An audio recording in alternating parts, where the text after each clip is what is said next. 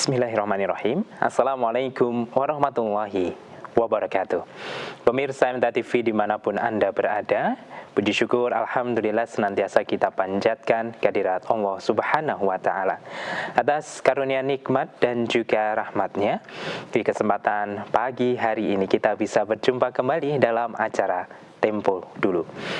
Pemirsa MTA TV dimanapun Anda berada, hari ini kita akan membahas salah satu krisis yang pernah terjadi di dunia, yaitu krisis minyak di tahun 1973. Sebagaimana kita ketahui bersama bahwasanya krisis tersebut mengakibatkan kondisi ekonomi dunia mengalami gejolakan, sehingga kondisi tersebut ternyata ada erat hubungannya kondisi minyak, hubungan internasional dengan geopolitik yang saat ini terjadi di dunia. Lantas untuk mendapatkan informasi lebih lengkapnya, di kesempatan pagi hari ini kita sudah terhubung dengan narasumber kita melalui aplikasi meeting online, yaitu Mas Dandi Alfayed, Magister Science, yang pada saat ini sedang menempuh program beasiswa PhD di Teknik Perminyakan King Fahd University of Petroleum and Mineral Saudi Arabia. Kita sapa terlebih dahulu ya. Assalamualaikum warahmatullahi wabarakatuh. Waalaikumsalam warahmatullahi wabarakatuh, Mas Wahid. Ya, kabar baik dan sehat hari ini, Mas Dandi? Kabar baik, sehat. Alhamdulillah. Semoga senantiasa diberikan ini kesehatan untuk Mas Dandi. Amin, insya Allah. Baik, saat ini posisi Mas Dandi ada di mana ini? Saat ini saya sedang di luar negeri di Tokyo, Jepang, Mas. Baik, di sela-sela kesibukannya alhamdulillah masih diberikan kesempatan ini untuk MTA TV mewawancarai Mas Dandi. Alhamdulillah, saya senang berbagi juga, Mas. Baik, Mas Dandi, hari ini kita akan membahas salah satu krisis minyak di tahun 1973 ya. Dan tentunya untuk para pemirsa yang ingin ikut berinteraksi, bertanya silahkan bisa melalui line telepon kami di nomor 02716793000 atau melalui pesan WhatsApp dan SMS di nomor 08112553000. Baik, Mas Dandi, sebelum kita membahas krisisnya, bisa dijelaskan kondisi ekonomi dan energi dunia pada awal tahun 1970 dan mengapa komoditas minyak itu bisa sangat vital pada saat itu? Silakan. Pada awal 1970-an, dunia itu sedang berada sangat dalam masa pertumbuhan ekonomi. Nah, yang disebut dengan ekonomi pertumbuhannya sangat pesat disebut dengan post-war economic boom. Di saat itu konsumsi energi kita itu sangat meningkat tajam seiring berkembangnya industri dan transportasi pada awal 1970-an. Nah, saat itu sekitar setengah atau 46% approximately kebutuhan energi primer dunia berasal dari minyak bumi. Sehingga minyak menjadi tulang punggung ekonomi secara global, secara dunia, worldwide. Negara-negara industri seperti di Amerika Serikat, Jepang, Eropa Barat, itu bisa dikatakan sangat bergantung pada impor-impor minyak dari Timur Tengah, negara-negara Arab. Bahkan Jepang itu mengimpor sekitar 99% kebutuhan minyaknya. Sementara negara-negara Eropa mengimpor lebih dari sekitar approximately 70-80% kebutuhan minyak dari kawasan negara-negara Arab. Nah, ketergantungan inilah yang membuat dunia sangat rentan ketika pasokan terganggu. Ya. Begitu, Mas. Baik. Berarti adanya ketergantungan minyak terhadap Timur Tengah yang dialami oleh berbagai negara di dunia gitu ya, Mas ya. Lantas penyebab utama kenapa pemasok minyak utamanya dari Timur Tengah ini tidak bisa mensuplai secara maksimal yang akibatnya menyebabkan krisis di tahun 1973? Oke, menarik ini. Apa sih yang sebenarnya terjadi pada tahun 1973, ya kan? Nah, we look into the history. Pada 6 Oktober 1973, negara Mesir dan negara Suriah itu melancarkan serangan terhadap negara yang quote unquote gitu ya, kita sebut dengan negara Israel. Atau dulunya ini masih negara Palestina dan sekarang disebut quote unquote oleh beberapa negara itu disebut negara Israel. Yang disebut dengan Perang Yom Kippur. Nah, Perang Yom Kippur inilah yang menyebabkan sebenarnya pergejolakan. Setelah Amerika Serikat memberikan bantuan kepada militernya Israel, negara-negara Arab, anggota Persatuan Perminyakan Arab Saudi atau OPEC, itu melakukan tekanan politik menggunakan energi, yaitu dengan mengembargo minyak pada 10 hari setelah terjadinya perang, yaitu sekitar 17 Oktober 1973.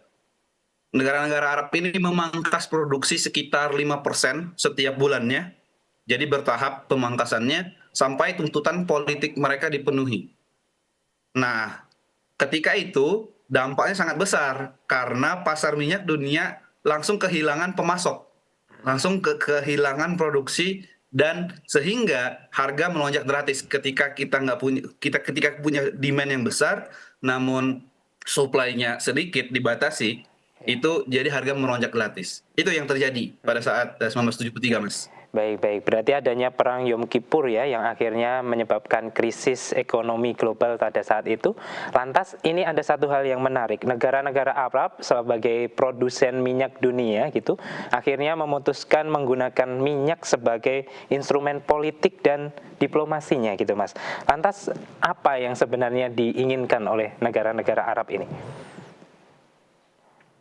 Ya, tadi disebutkan tadi background-nya itu adalah perang Yom Kippur ya. Nah, perang Yom Kippur ini adalah pemicu langsung dari akar masalah. Nah, negara-negara Arab ini dengan menggunakan sumber daya energi menjadi instrumentasi diplomasi, mereka itu menjadikan perang ini sebagai momentum, menggunakan apa yang disebut dengan oil weapon, atau negara-negara ini menggunakan minyak sebagai alat tukar mereka, alat tekanan politik terhadap negara-negara pendukung Israel. Nah, sebenarnya mengapa dan bagaimana negara Arab ini menggunakan minyak sebagai instrumen politik dan bagaimana mereka keinginan mereka terpenuhi?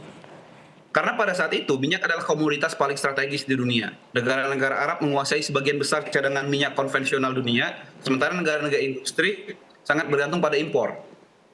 Nah, dengan mengurangi ekspor mereka keluar, gitu ya, mereka berharap negara-negara Barat ini mengikuti keinginan mereka. Apa sih sebenarnya keinginan mereka di Perang Yom Kippur? Ya, mereka Mesir dan Suriah khususnya itu ingin mengambil alih beberapa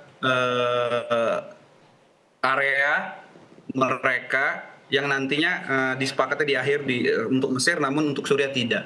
Nah, itu sebenarnya mereka ingin mengambil alih lagi area-area yang dulunya milik mereka yang diambil Israel. Seperti itu, Mas. Baik. Berarti memang adanya keinginan untuk menguasai daerah wilayah awal mereka ya, utamanya dari Mesir dan Suriah yang saat itu diambil alih oleh Israel. Kalau boleh tahu, Mas, negara mana saja yang terlibat dalam organisasi OPEC ini yang melakukan juga serangan terhadap Israel? Ya, sebenarnya kalau berupa serangan terhadap Israel itu dipimpin oleh Mesir dan Suriah ya.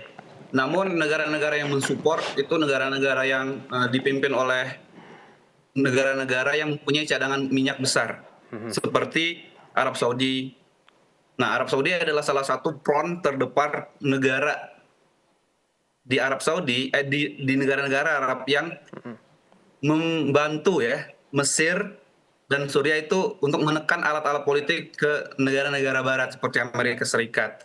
Nah, banyak juga karena Israel ini disupport oleh negara-negara Eropa, Uni Soviet pada saat itu sebelum menjadi Rusia itu juga mensupport Mesir dan mensupport Suriah dengan memberikan bantuan-bantuan senjata, sedangkan Israel disupport oleh Amerika Serikat, sehingga Mesir dan Suriah ini menjadi Mesir, Suriah dan Israel adalah menjadi pusat terjadinya perang. Namun supply-nya itu berada di tangan negara-negara dikuasa yang mempunyai senjata-senjata mutakhir pada saat itu. Ya. Salah satu contohnya adalah Amerika Serikat yang di belakangnya Israel dan Uni Soviet yang di belakangnya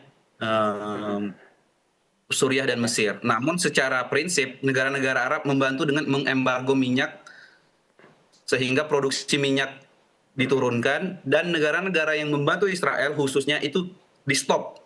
Jadi tidak ada ekspor ke negara-negara tersebut sehingga panik button di negara-negara yang disebut dengan afiliasinya Israel pada saat itu, Mas. Baik, baik. Berarti banyak negara yang terlibat tidak langsung juga ya dalam perang Yom Kippur ini, yang akhirnya menyebabkan terjadinya krisis hal tersebut. Nah, bisa diberikan gambaran Mas, sebenarnya konsumsi bahan bakar minyak pada saat 1973 itu seberapa besar sehingga kondisi adanya embargo minyak yang dilakukan oleh OPEC ini berdampak besar terhadap pertumbuhan ekonomi di dunia.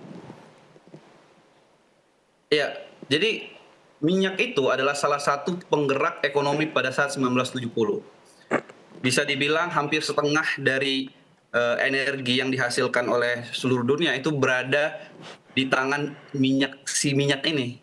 Nah, sehingga ketika supply energi atau disebut dengan oil supply ini terganggu, yang dipotong 5% setiap bulan oleh negara-negara Arab. Nah, kombinasi ekspor minyak dihentikan kepada negara-negara tertentu seperti Amerika Serikat, Belanda, dan lain-lain. Kedua, produksi minyak juga dipotong 5% setiap bulannya. Nah, kombinasi kedua ini nih memberikan kebijakan pasokan minyak dia menyusut secara signifikan. Ya. Nah, menyusutnya negara signifikan ini menjadikan produksi dari Amerika Serikat dan Belanda itu penggunaan konsumsi dari Amerika Serikat dan Belanda itu terganggu. Bayangkan industri-industri mereka di Amerika Serikat dan Belanda mengimpor tadi dibilang Jepang 99%, Amerika Serikat dan negara-negara Eropa 70-80%. Sehingga ketika pasokan itu terganggu, Amerika Serikat dan Belanda itu dan negara-negara barat itu pasti mempunyai panic button. Nah, panic buttonnya itu terimplementasi dengan beberapa hal. Yang pertama, misalnya kebijakan pengurangan penggunaan kendaraan setiap harinya. Dan misalnya terjadi antrian panjang di SPBU. Kalau mau penggambaran singkatnya adalah ketika antri itu ya ada negara-negara yang menggunakan sistem ganjil genap. Kalau di Jakarta kan cuman hari-harinya ya. Ini kita antri ada sistem ganjil genap gitu. Nah, jadi sampai sebegitunya pengaruhnya terhadap minyak. Kalau misalnya kita bicara tentang petrochemical industri turunannya itu lebih jauh lagi tuh. Sehingga harga-harga kenaikan harga itu juga sampai ke meja masyarakat. Ya, baik. Tadi Mas Dandi menyampaikan bahwasanya adanya embargo minyak ini menyebabkan konsumsi bagi masyarakat penggunaan minyak ini dibatasi. Akhirnya juga banyak antrean-antrean di tempat pengisian bahan bakar minyak gitu. Nah, untuk lonjakan harganya sendiri seberapa besar atau seberapa tinggi persentase naiknya harga minyak ini, Mas? Oke, kalau harga sendiri berawal dari Amerika Serikat, katakanlah contoh yang mengimpor sekitar atau yang mengkonsumsi sekitar sepertiganya ya minyak dari negara-negara Arab. Bahkan kalau Jepang tadi negara-negara Eropa itu jauh lebih bergantung dari Timur Tengah. Nah, dengan adanya krisis minyak ini, sebelum embargo itu harga minyak stabil di 2,9 US dollar per barrel, katakanlah 3 US dollar per barrel. Nah, tapi ketika embargo ini dilaksanakan pada Oktober, di Januari 1974 harganya naik menjadi sekitar 11,65 per barrel atau 12. 3 ke 12 itu hampir 4 kali lipatnya hanya dalam beberapa bulan saja dari Oktober sampai Januari. Nah, dampaknya sangat terasa, 4 kali lipat. Bayangkan di Amerika Serikat terjadi antrean sepanjang SPBU yang saya ceritakan tadi, bagaimana mereka membatasi pembelian bensin, dan beberapa negara Eropa juga itu menerapkan penghematan kendaraan, konsumsi energi. Nah, sebegitu besarnya lonjakan harga 4 kali lipatnya, sehingga turunannya juga berada di kisaran yang cukup signifikan dirasakan masyarakat, Mas. Oh, baik. Tadi Mas Dandi menyampaikan bahwasanya negara-negara barat dan juga negara timur seperti halnya Jepang adalah pengkonsumsi bahan bakar dari Timur Tengah yang paling besar gitu. Nah, dampaknya dengan adanya embargo ini apakah hanya bagi mereka pengkonsumsi yang besar-besar atau negara-negara berkembang lainnya juga terdampak dengan adanya embargo ini, Mas? Jadi bagaimana sih kenaikan harga ini menyebar ke seluruh ekonomi ya. Hmm. Apakah ini terjadi di Jepang aja atau negara-negara berkembang seperti Indonesia misalnya gitu ya. Jadi minyak itu bukan hanya bahan bakar kendaraan. Hampir semua sektor bergantung kepada minyak atau yang lebih disebut dengan energi. Pengolahan minyak menjadi energi sehingga mulai dari pembangkit listrik, transportasi, pupuk, petrokimia hingga logistik itu terpengaruh. Nah, ketika harga minyak naik hampir 4 kali lipat yang tadi kita sebutkan, biaya produksi ikut naik juga sehingga harga makanan, barang industri, jasa juga ikut naik. Inilah yang memicu inflasi global. Jadi nggak hanya Jepang, Amerika Serikat, Belanda atau negara turunannya juga yang terkena embargo, namun juga negara-negara yang berkembang juga, khususnya ya negara yang tidak punya akses ke ke cadangan minyak yang memenuhi kebutuhan lokal mereka. Jadi negara-negara yang saat ini tidak punya minyak, ya sebenarnya kalau kita bicara apakah negara lain kena, pasti. Karena cadangan minyak di dunia ini dipegang oleh negara-negara Timur Tengah yang besarnya, Arab Saudi, Qatar, Iran gitu. Nah itu mengembargo, bayangkan dampak menyebar ke seluruh ekonomi. Yeah. Nah, salah satu poin yang saya ingin tambahkan adalah kenapa sih negara barat sangat rentan? Karena mereka belum memiliki cadangan minyak strategis. Yang berarti mereka sangat bergantung pada impor. Pada 1973 Amerika Serikat itu sangat bergantung sepertiganya, Jepang juga bahkan jauh lebih dari itu. Maka kenapa kita menyoroti negara barat sangat rentan? Karena ini.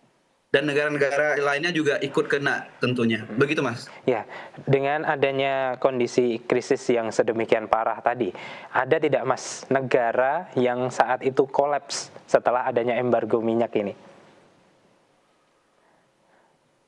Ya, sebenarnya banyak negara yang kolaps ya di tengah embargo minyak 1973. Karena kondisi ekonomi pada saat itu tuh sebenarnya tidak terlalu baik juga ya. Negara-negara pendukung seperti AS, Kanada, Jepang, dan Belanda itu juga mengalami lonjakan yang sangat kuat juga. Hal yang sangat signifikan tercatat di sejarah, bisa di Google, itu adalah kudeta di Chili 1973. Jadi pada saat embargo kena itu terjadi kudeta tuh. Nah, mendukung Amerika menggulingkan pemerintahan tuh Salvador Allende ya. Nah, pada saat itu sebenarnya Chili ini juga nggak terlalu besar pengaruhnya di global, namun sistem demokrasi yang telah berjalan beberapa dekade itu membuat rezimnya waktu itu Pinochet itu menggulingkan pemerintahan Presiden Salvador tuh. Nah, negara-negara inilah yang sebenarnya menjadi negara yang salah satu contoh stagflasi atau disebut dengan inflasi tinggi yang dibarengi dengan lonjakan pengangguran. Baik. Begitu Mas. Baik, berarti ada istilah baru tadi Mas, stagflasi itu. Bisa dijelaskan sebenarnya makna dari stagflasi itu apa?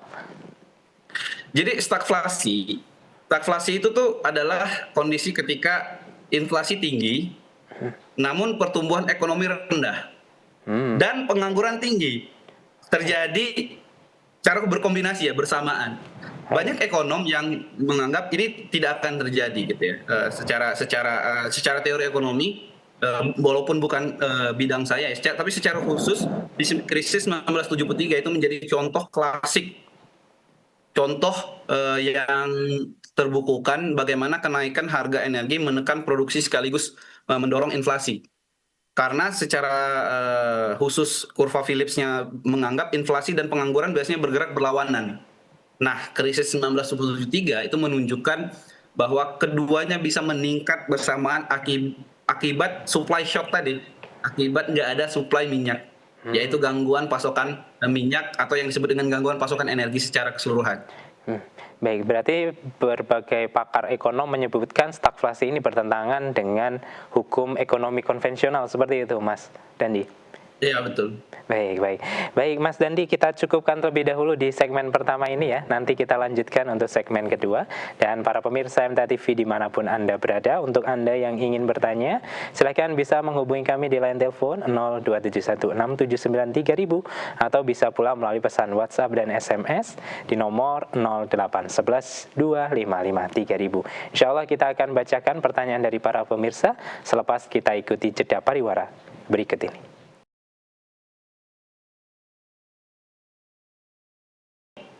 Baik, saudara pemirsa MTA TV dimanapun Anda berada, terima kasih Anda masih bersama kami dalam acara Tempo Dulu.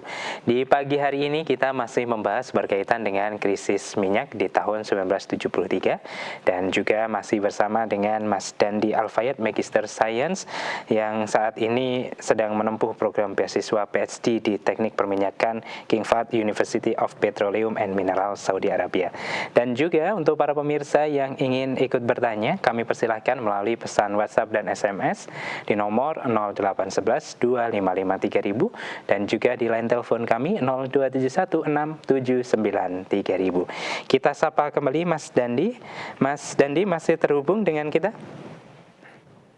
Ya. Halo Mas, masih saya di sini. Baik, alhamdulillah. Mas Dandi, ini ada beberapa pertanyaan itu ya, kita bacakan satu persatu dari Mas Edi Gunawan. Pertanyaannya, apakah krisis energi 1973 merupakan pemicu sejati lahirnya kesadaran transisi energi hijau atau sekedar memaksa negara barat mencari disertifikasi bahan bakar fosil baru? Ya, terima kasih Mas Edi atas pertanyaannya. Ini pertanyaan sangat menarik. Bagaimana transisi energi hijau dan diversifikasi energi itu berjalan berlawanan ya di pertanyaannya. Iya. Namun sejatinya perang Yom Kippur dan krisis energi khususnya oil and gas di tahun 1973 ini secara kronologis ya kita ceritakan bagaimana Bretton Woods sebenarnya mulai berakhir pada 1971 melalui Nixon Shock, namun krisis minyak 1973 mempercepat perubahan sistem moneter secara global tentunya, tidak hanya di negara-negara tertentu, karena inflasi tinggi dan arus petrodolar yang sangat besar mengubah keseimbangan ekonomi internasional. Nah, dengan adanya kronologi ini, post-war policy, kebijakan setelah krisis, jadi negara-negara maju membangun cadangan minyak strategis, mau nggak mau. Jadi mereka berpikir bagaimana sih caranya kita tidak mengalami hal yang 1973 ini alami gitu ya, dengan krisis yang sedemikian rupa ini. Nah, krisis 1973 ini itu memicu negara-negara maju untuk berpikir bagaimana cadangan minyak ini kita punya dan memperketat bagaimana efisiensi penggunaan energi khususnya berkendara dan bagaimana mendorong diversifikasi. Nah, tadi disebut diversifikasi menuju energi-energi baru seperti gas alam dan energi nuklir. Banyak negara juga memperketat kebijakan moneternya untuk mengendalikan inflasi. Nah, bagaimana sih post-war crisis policy ini berpengaruh ke diversifikasi dan bagaimana transisi menuju energi hijau ini bergerak menuju ke arah sana? Apa hubungan kedua hal ini? Sebenarnya pada awal-awal 1970-an, setelah post-war crisis ini, negara-negara maju itu sudah berpikir untuk lepas dari oil. Bagaimana caranya? Yaitu menuju transisi energi. Namun tidak bisa secara langsung. Makanya mereka perlu pengganti dahulu, yaitu dengan mendiversifikasi energi. Misalnya contohnya tadi mengembangkan energi nuklir menuju sumber daya alam yang lebih available seperti gas alam yang cadangannya lebih banyak. Nah, prediksi saya sebenarnya ke depannya ya, sama sampai saat ini juga itu energi itu akan regional base. Nah, dulu pas waktu 1973 itu mereka berpikir tuh bagaimana menggantikan dulu setidaknya konsumsi yang kita dari konsumsi ketergantungan impor dari negara-negara Arab ini setidaknya mereka kurangi dengan mendiversifikasi energi. Nah, transisi ke energi hijau itu tidak serta-merta dipicu oleh mereka yang terkena dampak pada saat 1973. Namun setahun setelah 1973, di November 1974 itu mereka berembuk untuk membentuk International Energy Agency. Tujuannya adalah meningkatkan koordinasi keamanan energi. Jadi tujuannya tidak hanya serta-merta transisi energi atau diversifikasi, tapi lebih besar daripada itu. Apa? Yaitu keamanan energi untuk negara-negara yang bergantung kepada oil and gas.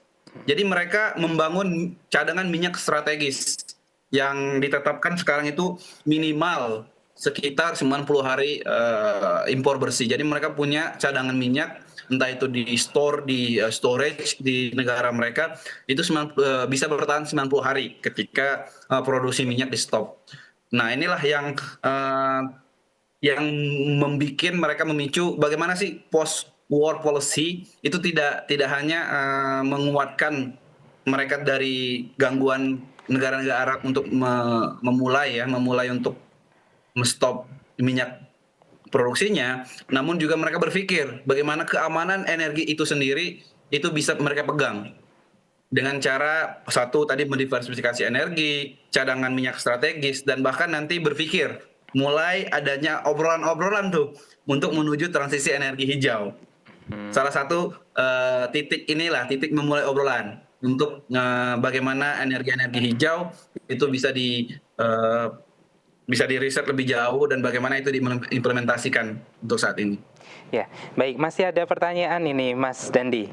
Jika krisis ekonomi global dalam waktu dekat terjadi, apakah akan mempercepat transisi ke energi hijau atau net zero, atau justru memaksa negara-negara kembali menghidupkan energi fosil demi ketahanan nasional yang darurat? Semoga sehat selalu, sukses, diberkahi kelancaran program PSD-nya, Mas Dandi. Amin, amin. Terima kasih atas pertanyaannya. Ya ini menarik bagaimana ketika kita punya skenario stress conditions dan memaksa kita gitu ya untuk memilih apakah kita akan mempercepat transisi energi atau malah sebaliknya kita akan kembali lagi restart ke negara-negara produksi-produksi yang mempunyai akses yang lebih viable atau mudah diaksesable. Prediksi saya sebagai PhD scholar di Petroleum Engineering, saya memprediksi negara-negara yang mempunyai cadangan fosil, batu bara, minyak, gitu ya, itu akan kembali merestart energi-energi yang mereka punya. Jadi fossil fuel ataupun energi fosil yang setidaknya gitu ya memperlambat untuk menuju transisi energi itu tetap akan digunakan oleh negara-negara yang mempunyai cadangan. Sehingga saya bisa sebut fenomena ini yang disebut dengan regional based energy consumption. Sehingga ketika punya krisis energi lagi, negara-negara Teluk, negara-negara Arab ya masih akan bergantung dengan potensi atau cadangan minyak proven yang mereka punya. Namun negara-negara Eropa, negara-negara Barat yang tidak punya ketahanan energi di oil and gas, di fossil fuel, itu akan mempercepat transisi energi menuju energi hijau. Salah satu contohnya kita bisa lihat ketika Paris Agreement kemarin. Kan sebenarnya Paris Agreement kemarin itu adalah konsep bagaimana mereka ingin mempercepat transisi energi menuju energi green energy atau energi hijau, energi bersih. Itu didasari tidak hanya CO2 emissions, etc., tapi karena keterbatasan accessible mereka terhadap ketahanan energi yang berbasis oil fuel atau berbasis dengan fossil fuel atau berbasis dengan energi tak terbarukan, sehingga akan terjadinya regional based driven. Ketika negara-negara yang tidak mempunyai ketahanan energi yang cukup untuk dikonsumsi oleh negara tersebut, maka mereka akan beralih ke energi bersih. Itu prediksi saya. Namun ketika kita masih punya kita masih punya cadangan minyak gitu ya, cadangan batu bara seperti Jerman punya cadangan batu bara yang oke, Indonesia punya cadangan batu bara yang oke. Nah, itu akan memicu negara-negara ini akan akan melakukan ya apa yang mereka bisa lakukan dengan potensi ini, sehingga mereka tidak akan serta merta untuk mengejar net zero emission. Mereka akan mengejar setidaknya itu keamanan energi terlebih dahulu dengan merestart energi tak terbarukan terlebih dahulu. Namun saya point out bahwa apakah nanti akan memicu transisi energi menuju energi hijau? Jawabannya iya, karena investasi ya terhadap pembangkit energi listrik berbasis nuklir kemarin ataupun yang sangat green energy lagi gitu ya, karena nuklir ya quote unquote tidak disebut dengan ya dalam tahapan inilah diversifikasi energi.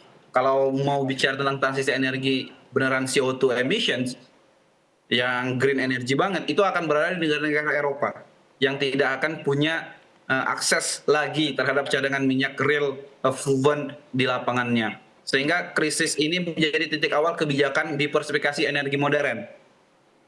Sehingga negara-negara yang berada di Eropa itu akan mendiversifikasi energi-energi surya gitu ya, energi hidro serta angin untuk diperhatikan secara serius. Namun negara-negara lain seperti negara-negara Teluk dan yang mempunyai cadangan fosil energi itu ya bisa dibilang mereka akan merestart atau memperbanyak bahkan produksi mereka.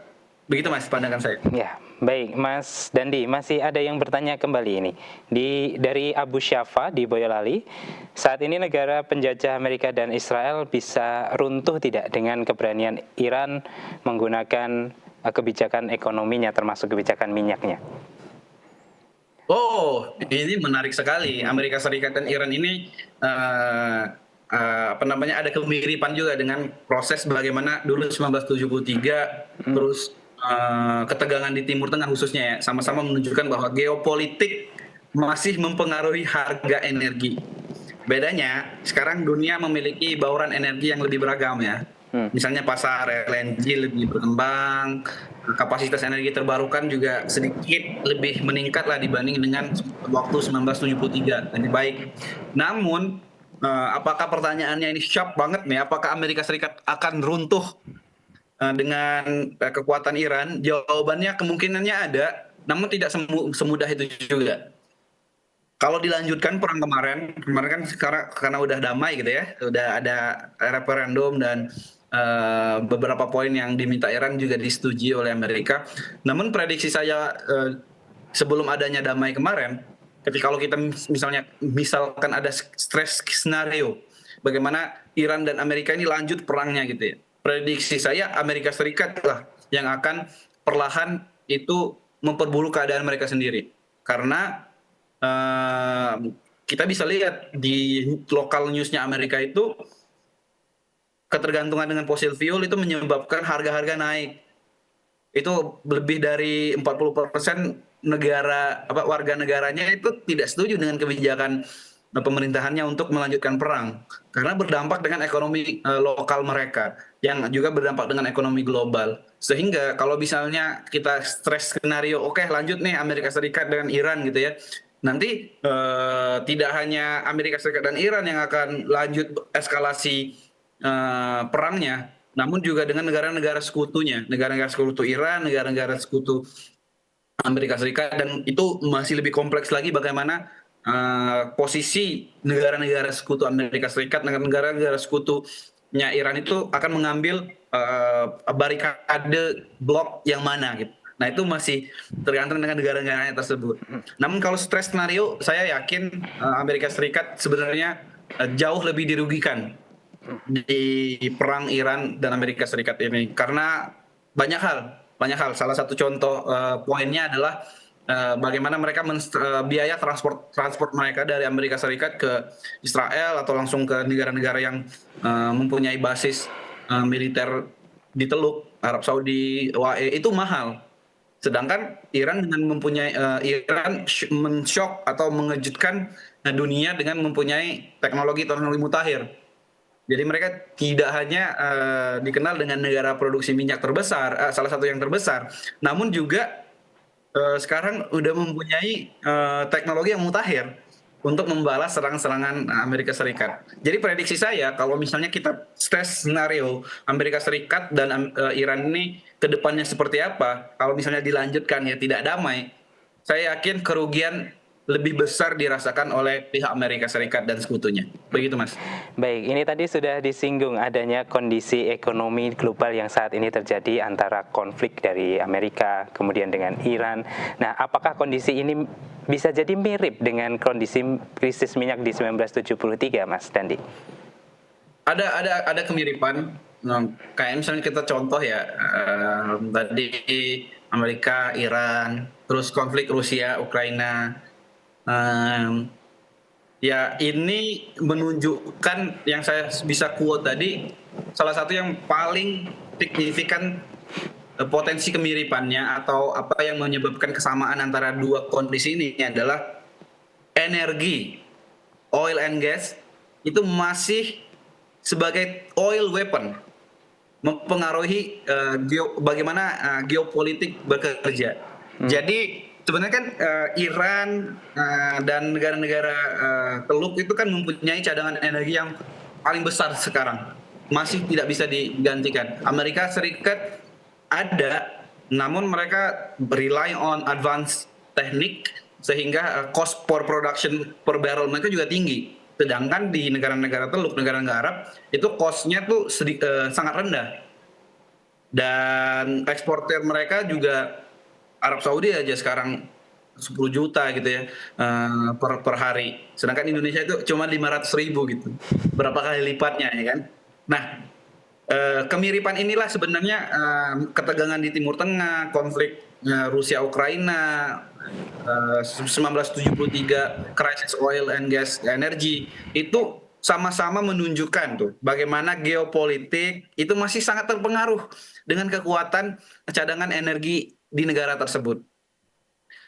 Bedanya sekarang mungkin apa ya, sedikit lebih berbeda karena dulu sangat tergantung Jepang 99%, sepertiganya Amerika Serikat itu masih bergantung dengan eksportir dengan apa namanya oil and gas di negara-negara Arab. Namun sekarang diversifikasi energinya cukup berkembang. Katakanlah LNG lebih berkembang, pasar-pasarnya juga lebih banyak kita misalnya ambil gitu ya. Dan kapasitas energi terbarukan, hidro, surya, solar panel itu sedikit lebih meningkat lah, walaupun tidak serta-merta untuk menggantikan. Nah itu Mas, kemiripannya intinya adalah ada di daya tekan politik, daya tekan geopolitik itu masih berada di jalurnya energi gitu ya. Nah namun sekarang sedikit lebih berbeda karena diversifikasi energi lebih banyak aja gitu. Ya, baik Mas Dandi, karena keterbatasan waktu ini, terakhir apa pelajaran yang bisa kita dapatkan dengan adanya krisis energi 1973, utamanya untuk kita terapkan di kehidupan hari ini dan masa depan, utamanya berkaitan dengan energi?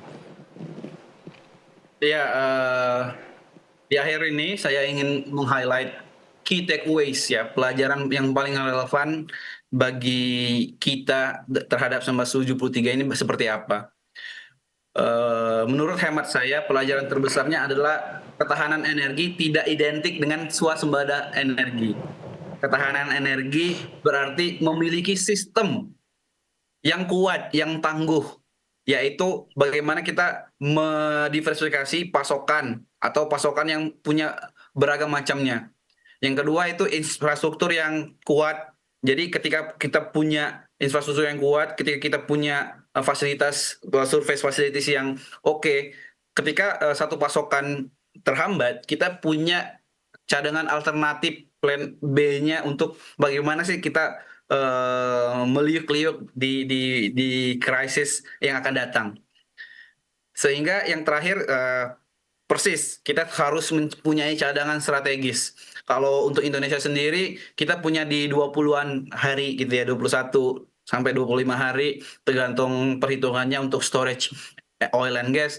Nah, menurut pendapat saya, kita perlu meningkatkan cadangan energi strategis itu, menuju setidaknya mendekati 90 hari yang disepakati oleh IEA, International Energy Agency. Dan ini juga perlu kerjasama internasional, bagaimana kita meningkatkan kerjasama dengan negara-negara pemasok seperti negara-negara di Arab gitu ya, tidak hanya di Singapura yang notabene sekarang 30%-an, 30-35% kita impor dari negara Singapura, walaupun kita juga diversifikasi ke beberapa negara ya. Jadi kita bisa meningkatkan kerjasama internasional dengan seiringnya cadangan strategis kita bertumbuh, misalnya dengan Rusia kemarin atau negara-negara Teluk yang mempunyai akses lebih mudah dengan jalur apa namanya lautnya. Jadi sehingga kita punya cadangan strategis yang lebih kuat. Terakhir, teknologi advancement. Kita perlu menurut sudut pandang saya kita perlu menguatkan R&D kita, research and development kita. Bagaimana lulusan PhD luar negeri itu bisa mempunyai wadah untuk melakukan teknologi advancement. Bagaimana mereka meriset teknologi sehingga muncul era-era baru. Bagaimana nih misalnya, oke, kita punya transisi energi nih menuju energi bersih. Nah, prinsip ini justru semakin penting. Bagaimana kita mengambil pelajaran yang paling relevan untuk yang terjadi di 1973 dan diambil ke kehidupan kita sehari-hari. Untuk kita sebagai masyarakat, saya berpesan bahwa mematikan lampu misalnya kemarin disebut, atau mematikan kompor yang lagi hangat gitu ya. Itu sebenarnya ada benernya dengan sedikit mengquote adalah efisiensi energi. Jadi dengan adanya kita aware dengan ternyata energi di dunia seperti ini ya, dan bagaimana ketergantungannya dengan negara-negara Arab, dan kita sebagai Indonesia itu masih impor 50% pemirsa MTA TV. Sehingga bahasa sederhananya adalah tidak hanya mematikan kompor, tapi kita perlu menghemat energi, konsumsi energi kita secara pribadi. Nah, itulah bagaimana kita setidaknya membantu negara untuk mengurangi ketergantungan lah, mengurangi bagaimana kita membeli impor minyak semakin lebih besar gitu ya, dengan cara yaitu menghemat energi atau mengefisiensi energi, keluar seperlunya, dan tidak terlalu banyak menggunakan energi di kehidupan sehari-hari kita, seperlunya aja. Ya. Itu pesan dari saya, Mas. Ya. Baik, terima kasih ilmu informasinya yang luar biasa ini dari Mas Dandi di kesempatan pagi hari ini. Semoga diberikan kelancaran untuk program PhD-nya, dan jumpa barangkali nanti di Indonesia, Mas Dandi ya. Insya Allah, Mas, saya menantikan waktu jumpanya. Baik, sehat selalu Mas Dandi. Assalamualaikum warahmatullahi wabarakatuh. Waalaikumsalam.